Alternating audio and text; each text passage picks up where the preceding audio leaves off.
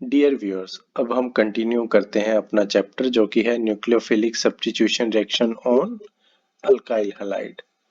तो last video में हमने पढ़ा था न्यूक्लियोफिलिसिटी और बेसिसिटी क्या होती है। उस वीडियो का लिंक मैं इस वीडियो के डिस्क्रिप्शन बॉक्स में दूंगा। तो अब हम कंटिन्यू करते हैं SN1 और SN2 रिएक्शन क्या होती है। पहले हम एक जनरल रिएक्शन लेते हैं। इस रिएक्शन में क्या है, आपका जो अल्काइल हैलाइड है वो न्यूक्लियोफाइल के साथ रिएक्ट करके ये कंपाउंड दे रहा है आपको। ओके, इसमें आप देखेंगे दो सिग्मा बॉन्ड इन्वॉल्व हो रहे हैं। एक सिग्मा बॉन्ड जिसमें ब्रेकेज हो रही है between sp3 hybridised alkyl group and halide group के बीच में, और इस सिग्मा बॉन्ड में फॉर्मेशन हो रही है between alkyl group and nucleophile group. तो यहाँ पे एक क्वेश्चन आता है कि पहले हैलाइड ग्रुप निकलता है तब न्यूक्लियोफाइल अटैक हो रहा है, या पहले न्यूक्लियोफाइल अटैक होता है तब हैलाइड ग्रुप निकलता है। तो इस इवेंट को अब हम डिस्कस करेंगे वन बाय वन। तो फर्स्ट इवेंट हम डिस्कस करते हैं जो कि वन स्टेप है। इसमें क्या है, बॉन्ड ब्रेकिंग और बॉन्ड मेकिंग वो सेम टाइम पे हैपन हो रही है। मींस आपका न्यूक्लियोफाइल सेम टाइम पे अटैक कर रहा है जब आपका लिविंग ग्रुप रिलीज हो रहा है। तो ये फॉलो करता है सेकंड ऑर्डर, और रेट ऑफ रिएक्शन डिपेंड करती है बोथ रिएक्टेंट मॉलिक्यूल के ऊपर। मींस इसे हम बायमॉलिक्यूलर रिएक्शन भी कह सकते हैं, ठीक है, क्योंकि रेट ऑफ रिएक्शन डिपेंड कर रही है न्यूक्लियोफाइल के ऊपर as well as alkyl halide के ऊपर।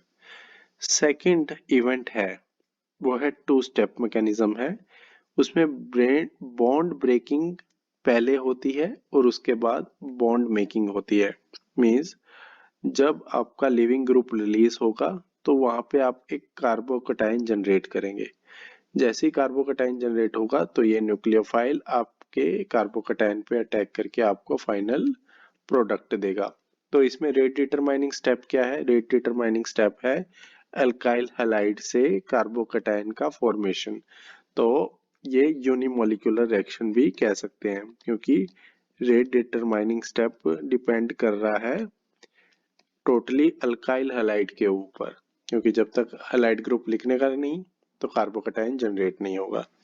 तो ये फर्स्ट ऑर्डर रिएक्शन है और रेट डिपेंड कर रहा है ओनली अल्काइल अल्काइल हैलाइड की कंसंट्रेशन के ऊपर। तो थर्ड इवेंट है, उसमें क्या है, बॉन्ड मेकिंग अकर बिफोर बॉन्ड ब्रेकिंग। मतलब पहले न्यूक्लियोफाइल अटैक करेगा तो वो आपका न्यूक्लियोफाइल और कार्बन के बीच बॉन्ड बनेगा। लेकिन यहाँ पे आप देखें कार्बन के ऊपर 5 बॉन्ड है। मीन्स कार्बन के पास अब 10 इलेक्ट्रॉन है, जो कि प्रैक्टिकली पॉसिबल नहीं है। तो इस इवेंट को हम टोटली रिजेक्ट कर देते हैं। तो अब आपके पास दो ही इवेंट रह जाते हैं, इवेंट 1 एंड इवेंट 2। दो ही फैक्टर है, एक फैक्टर है बायोमोलिकुलर एक्शन का जो कि वन स्टेप मैकेनिज्म है, और दूसरा है two step mechanism in which rate determining step involve alkyl halide and it follow first order।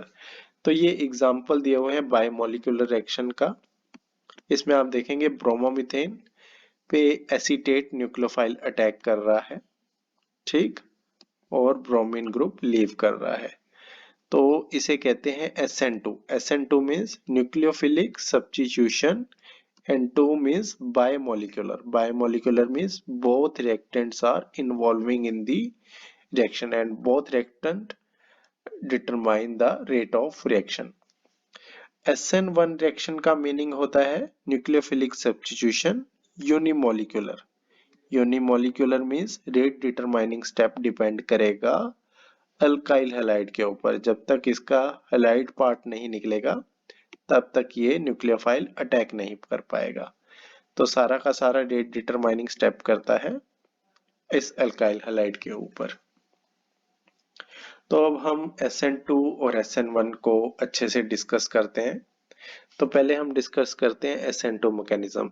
मैंने आपको पिछली स्लाइड में रिएक्शन दिखाई थी, ब्रोमोमीथेन एसीटेट के साथ SN2 रिएक्शन में जाता है, और आपको ये वाला मॉलिक्यूल देगा जो कि है मिथाइल एसीटेट, और ये bromine as a leaving group. तो अगर हम काइनेटिक के बारे में डिस्कस करें, आपको बता चुका हूं कि ये फॉलो करती है सेकंड ऑर्डर काइनेटिक। जब आपके दोनों रिएक्टेंट डिटरमाइन करते हैं रेट ऑफ रिएक्शन को, तो वो ने कहा जाता है बाइमोलिकुलर रिएक्शन, और ये फॉलो करते हैं सेकंड ऑर्डर काइनेटिक को। तब आपकी रेट इक्वेशन क्या होगी? Rate constant multiply by both reactant. Means अगर आप डबल कर देंगे इसकी कंसंट्रेशन को, मिथाइल ब्रोमीन की, तो रेट ऑफ रिएक्शन आपका डबल हो जाएगा। अगर आप डबल कर देंगे एसीटेट की कंसंट्रेशन को, तो भी आपका रेट ऑफ रिएक्शन डबल हो जाएगा। अगर आप डबल कर देंगे दोनों रिएक्टेंट की कंसंट्रेशन को, तो रेट ऑफ रिएक्शन 4 टाइम हो जाएगा। ठीक है। अब ये फॉलो करते हैं वन स्टेप मैकेनिज्म। मींस आपका leaving group same time release हो रहा है जब आपका न्यूक्लियोफाइल अटैक कर रहा है इस sp3 हाइब्रिडाइज्ड कार्बन पे, और यहाँ पे आप देखेंगे new carbon oxygen bond formation हो रहा है। तो अब हम एनर्जी डायग्राम के बारे में डिस्कस करते हैं। There is one energy barrier between reactant and product. So आपका रिएक्टेंट है ये मिथाइल ब्रोमाइड एंड एसीटेट, और आपका जो प्रोडक्ट है इसके बीच में एक ही एनर्जी बैरियर है, this is this one. Okay, because the equilibrium for this SN2 reaction favor the product are drawn at lower energy than starting material। तो आप देखें कि आपका जो प्रोडक्ट है उसकी एनर्जी लेवल लो दिखाई हुई है रिएक्टेंट की एनर्जी लेवल से। तो आपकी ये जो रिएक्शन है एक्सोथर्मिक रिएक्शन है, इसमें एनर्जी रिलीज हो रही है। और आप देखेंगे ट्रांजिशन स्टेट में कार्बन और ब्रोमीन के बीच पार्शली ब्रोकन बॉन्ड दिखाया हुआ है, और कार्बन और ऑक्सीजन के बीच पार्शली जो बॉन्ड बन रहा है वो दिखाया हुआ है। And both the attacking nucleophile and the departing leaving group bear a partial negative charge. Okay, तो ये है एनर्जी डायग्राम SN2 रिएक्शन का। अब हम स्टीरियोकेमिस्ट्री के बारे में डिस्कस करते हैं। तो आपका न्यूक्लियोफाइल या तो फ्रंट से अटैक करेगा या बैक साइड से अटैक करेगा। तो इस चीज को हम एक एक करके डिस्कस करते हैं। तो पहले हम केस लेते हैं फ्रंट साइड अटैक। तो स्टीरियोकेमिस्ट्री डिस्कस कर रहे हैं तो पहले हमें रिएक्टेंट भी वो लेना पड़ेगा जिसमें स्टीरियो सेंटर है। इसमें इथाइल ब्रोमाइड लिया हुआ है। तो इस कार्बन के ऊपर आप देखोगे हाइड्रोजन है और ड्यूटीरियम है और मिथाइल है। तो ये जो कार्बन है ये कायरल कार्बन है। ओके, तो इस कायरल कार्बन के ऊपर न्यूक्लियोफाइल रिएक्ट कर रहा है और ब्रोमीन को रिप्लेस करके आपको दे रहा है कंपाउंड ए। तो ये है फ्रंट साइड अटैक। मींस जिस डायरेक्शन में ब्रोमीन रिलीज हो रहा है उसी डायरेक्शन में न्यूक्लियोफाइल अटैक कर रहा है, और जिसकी वजह से पोजीशन चेंज नहीं होती बाकी के एटम की जो इस कार्बन के ऊपर जुड़े हुए हैं। मींस हाइड्रोजन आप देखेंगे इसमें और इसमें सेम पोजीशन पे है, ये कार्बन भी सेम पोजीशन पे और ड्यूटेरियम भी सेम पोजीशन पे है। तो ये है रिटेंशन ऑफ कॉन्फ़िगरेशन। तो फ्रंट साइड अटैक में रिटेंशन ऑफ कॉन्फ़िगरेशन होता है। तो अब हम डिस्कस करते हैं बैक साइड अटैक के बारे में। इसमें जो आपका न्यूक्लियोफाइल है वो अप्रोच करता है opposite side to the leaving group. ठीक है, इसमें आप देखेंगे कि ब्रोमीन इस डायरेक्शन में रिलीज हो रहा है और न्यूक्लियोफाइल अपोजिट डायरेक्शन से अटैक कर रहा है। तो इस केस में इन्वर्शन ऑफ कॉन्फ़िगरेशन होता है। तो दो तरह के अटैक हैं, फ्रंट साइड अटैक जिसमें रिटेंशन ऑफ कॉन्फ़िगरेशन है और बैक साइड अटैक जिसमें इन्वर्शन ऑफ। तो यहाँ पे क्वेश्चन आता है which product is formed in SN2 reaction. Means product with retention of configuration और product with inversion of configuration. तो SN2 जो रिएक्शन है वो ऑलवेज हैपन होती है back side attack. Back side attack होता है न्यूक्लियोफाइल का जिसमें इन्वर्शन ऑफ कॉन्फ़िगरेशन होती है। ठीक है, तो इसका रीजन क्या है? रीजन ये है कि आपका जो न्यूक्लियोफाइल है वो इलेक्ट्रॉन रिच है, ब्रोमीन भी इलेक्ट्रॉन रिच है। अगर अब दोनों ही एक डायरेक्शन में होंगे तो उनमें रिपल्शन होगी। तो न्यूक्लियोफाइल प्रेफर करता है कि वो बैक साइड अटैक करे। ओके, तो जब बैक साइड अटैक होता है तो न्यूक्लियोफाइल और जो लिविंग ग्रुप है वो एक दूसरे से बहुत दूर होते हैं। ओके, और ये रिएक्शन इजिली जाती है। अगर आप ट्रांजिशन स्टेट देखेंगे, ट्रांजिशन स्टेट में आपका न्यूक्लियोफाइल और जो लिविंग ग्रुप है वो 180 डिग्री अवे होते हैं एक दूसरे से।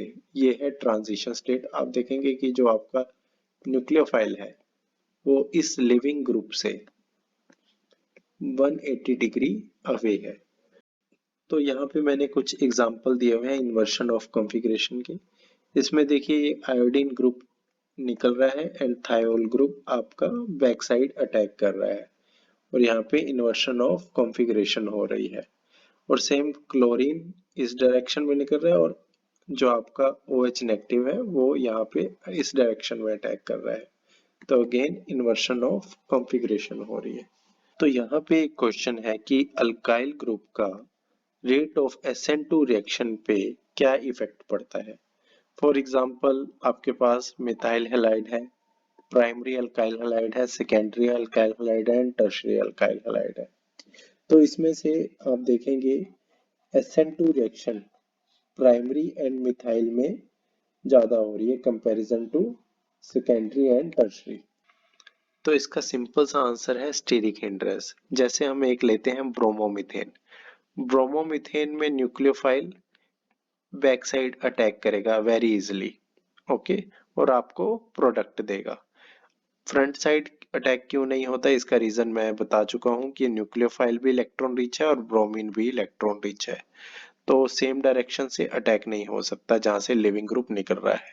तो nucleophile back side attack prefer करेगा। एंड सेकंड थिंग, मिथाइल के ऊपर कोई स्टीरिक हिंड्रेंस नहीं है। अब यहाँ इथाइल ब्रोमाइड देखेंगे तो यहाँ पे इस कार्बन के ऊपर इस मिथाइल की स्टीरिक हिंड्रेंस है, मतलब इस कार्बन पे इस न्यूक्लियोफाइल को अटैक करना है और बिल्कुल स्टीरिक हिंड्रेंस है इस मिथाइल की वजह से। लेकिन अब इस न्यूक्लियोफाइल को इस सेकेंडरी कार्बन पे अटैक कर रहा है, लेकिन ये मिथाइल ग्रुप, ये जो दो बल्कि मिथाइल ग्रुप है, इस न्यूक्लियोफाइल की एंट्रेंस को यहाँ पे रुकेंगे और यही स्टीरिक हिंड्रेंस इंक्रीज हो जाती है टर्शियरी कार्बन के केस में। तो अभी तक हमने SN2 रिएक्शन में क्या पढ़ा है। SN2 रिएक्शन का काइनेटिक सेकंड ऑर्डर है और इसका रेट इक्वेशन ये है। मैकेनिज्म इसका वन स्टेप होता है, मींस आपका जो न्यूक्लियोफाइल है सेम टाइम अटैक करता है जब लिविंग ग्रुप वहां से रिलीज हो रहा होता है। और स्टीरियोकेमिस्ट्री में बैक साइड अटैक है, उसका मतलब है कि इन्वर्शन ऑफ कॉन्फ़िगरेशन। और इफेक्ट ऑफ आर ग्रुप हम पढ़ चुके हैं कि जितने कम आर ग्रुप होंगे तो उतना ही SN2 रिएक्शन उसमें ज्यादा प्रेफर करेगी। मींस प्राइमरी अल्काइल हैलाइड में SN2 रिएक्शन ज्यादा होगी compare to secondary and tertiary carbon. Okay, तो ये था SN2 रिएक्शन। तो अब हम पढ़ते हैं SN1 मैकेनिज्म के बारे में। तो ये है आपका टर्शियरी ब्यूटाइल ब्रोमाइड और इसके ऊपर ये एसीटेट जो कि न्यूक्लियोफाइल है अटैक कर रहा है। तो ये रिएक्शन होगी थ्रू SN1 रिएक्शन के मैकेनिज्म के अकॉर्डिंग। तो SN1 रिएक्शन का मैकेनिज्म क्या कहता है, ये टू स्टेप मैकेनिज्म है। इसमें क्या है, आपका जो लिविंग ग्रुप है पहले रिलीज होगा और वो जनरेट करेगा कार्बोकैटायन। मींस आपका हाइड्रोलाइसिस होगा कार्बन ब्रोमीन बॉन्ड का जो जनरेट करेगा कार्बोकैटायन। और यही कार्बोकैटायन जब जनरेट होता है इसके ऊपर न्यूक्लियोफाइल का अटैक होता है, ठीक है, और आपको प्रोडक्ट फॉर्मेशन देता है। तो रेट डिटरमाइनिंग स्टेप है generation of carbocation from this alkyl bromide. Okay, तो काइनेटिक के बारे में डिस्कस करेंगे तो वन स्टेप मैकेनिज्म है, यूनिमोलिकुलर में आपको समझा चुका हूँ। और रेट ऑफ रिएक्शन पे न्यूक्लियोफाइल का कंसंट्रेशन का कोई इफेक्ट नहीं होता और rate of reaction only depend करती है कंसंट्रेशन ऑफ आपके अल्काइल हैलाइड की। अब हम SN1 रिएक्शन का एनर्जी डायग्राम डिस्कस करते हैं। तो आपका ये है टर्शियरी ब्यूटाइल ब्रोमाइड। अब इसमें पहली ट्रांजिशन स्टेट आती है जब ब्रोमीन आपका इसमें से निकल रहा है, मीन्स कार्बन और लिविंग ग्रुप के बीच बॉन्ड ब्रेक हो रहा है। तो बॉन्ड ब्रेक होने के लिए एनर्जी ज़्यादा चाहिए होती है। तो आप देखेंगे कि इस activation energy barrier is very high.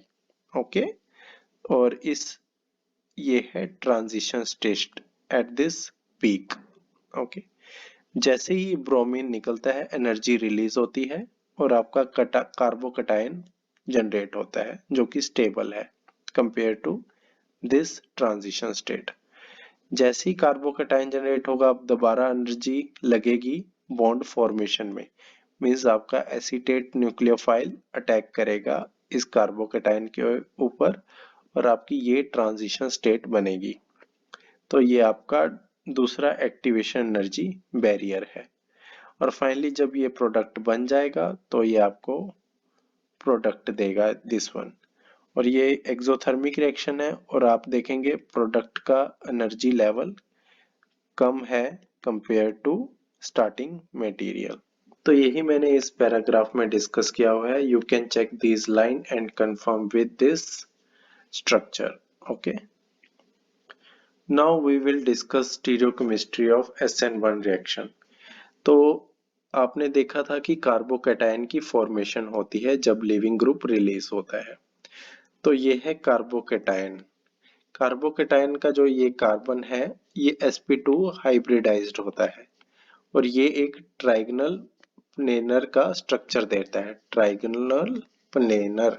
Okay, तो जब ये प्लेनर स्ट्रक्चर है तो न्यूक्लियोफाइल का अटैक फ्रंट साइड से भी हो सकता है और न्यूक्लियोफाइल का अटैक बैक साइड से भी हो सकता है। मीन्स आपके यहाँ पे दो तरह के प्रोडक्ट बनने के चांसेस है। One is with retention of configuration and one is with inversion of configuration. तो यहाँ पे ये चीज समझाई हुई है। आपका मॉलिक्यूल है A। ओके, फर्स्ट यहाँ से ब्रोमीन रिलीज हुआ, ब्रोमीन ने जनरेट किया प्लेनर कार्बोकैटायन। अब ये आपका न्यूक्लियोफाइल अटैक करेगा फ्रॉम फ्रंट साइड और there are chances can attack from back side. तो आपका मॉलिक्यूल बनेगा B। Okay, front side attack में डिटेंशन ऑफ कॉन्फ़िगरेशन और बैक साइड अटैक में इन्वर्शन ऑफ कॉन्फ़िगरेशन। तो आपका रेसिमाइजेशन हो जाएगा। रेसिमाइजेशन मीन्स दो इनेंशियोमर बनेंगे, ठीक है, एक ही स्टार्टिंग मटेरियल से। तो आपके SN1 रिएक्शन में क्या होता है, रेसिमिक प्रोडक्ट बनता है, means two enantiomer, one with retention of configuration and one with inversion of configuration. और आपको फिर से याद दिलाऊंगा SN2 में इन्वर्शन ऑफ कॉन्फ़िगरेशन होती है क्योंकि अटैक बैक साइड होता है और SN1 में रेसिमिक प्रोडक्ट बनता है। तो ये दो एग्जाम्पल हैं जिसमें एक में iodine as a leaving group है और दूसरे में chlorine as a leaving group है और आपका यहाँ पे वाटर न्यूक्लियोफाइल है और आपके रेसिमिक प्रोडक्ट बन रहे हैं। वाटर जो होता है वो एक न्यूट्रल न्यूक्लियोफाइल है और जब आपका न्यूट्रल न्यूक्लियोफाइल अटैक करता है तो वो आपको पहला प्रोडक्ट देगा ROH2+ और फाइनली प्रोटॉन इसमें से रिलीज होगा तो आपको अल्कोहल मिलता है। ये हम डिस्कस कर चुके हैं न्यूक्लियोफिलिसिटी वर्सेस बेसिसिटी में पिछली वीडियो में। ओके, तो अब हम यहाँ पे डिस्कस करते हैं अल्काइल ग्रुप का SN1 रिएक्शन पे क्या इफेक्ट होता है। तो हमें याद है SN2 रिएक्शन जो प्रेफर करती है वो प्राइमरी को प्रेफर करती है, अल्काइल हैलाइड को, और SN1 रिएक्शन है वो टर्शरी अल्काइल हैलाइड को प्रेफर करती है। रीजन क्या है, टर्शरी अल्काइल हैलाइड में स्टीरिक हिंड्रेंस ज्यादा होती है, ठीक है, तो न्यूक्लियोफाइल अटैक नहीं कर पाता है जब तक ये लिविंग ग्रुप रिलीज ना हो जाए। जैसे ही ये लिविंग ग्रुप रिलीज होगा तो पहले बनेगा इसमें कार्बोकैटायन और जब ये कार्बोकेटाइन बनेगा तब न्यूक्लियोफाइल का अटैक होगा। That's why tertiary alkyl halide में SN1 रिएक्शन प्रेफरेबल होती है और प्राइमरी और मिथाइल हैलाइड में SN2 रिएक्शन प्रेफर ज्यादा करती है। तो ये है समरी SN1 रिएक्शन की काइनेटिक्स। आपका फर्स्ट ऑर्डर काइनेटिक है और रेट डिपेंड करता है अल्काइल हैलाइड के ऊपर कि जब तक अल्काइल हैलाइड कार्बोकेटाइन जनरेट नहीं करेगा तब तक न्यूक्लियोफाइल अटैक नहीं होगा। और इसका मैकेनिज्म है 2 स्टेप मैकेनिज्म है। स्टीरियोकेमिस्ट्री में क्या होता है, पहले आपका ट्रायगोनल प्लेनर कार्बोकेटाइन बनता है और डायगोनल प्लेनर कार्बोकेटाइन में फ्रंट साइड अटैक भी होता है और बैक साइड अटैक भी होता है, जिसकी वजह से रेसिमाइज प्रोडक्ट बनता है ऑन सिंगल स्टीरियोजेनिक सेंटर पे। और आर ग्रुप का मैं बता ही चुका हूँ, SN1 रिएक्शन प्रेफर करती है टर्शरी कार्बन के ऊपर और SN2 रिएक्शन प्रेफर करती है प्राइमरी कार्बन के ऊपर। So guys, this was regarding SN2 and SN1 reaction. In our next video, we will study stability of carbocation and Hammond postulate. Thank you.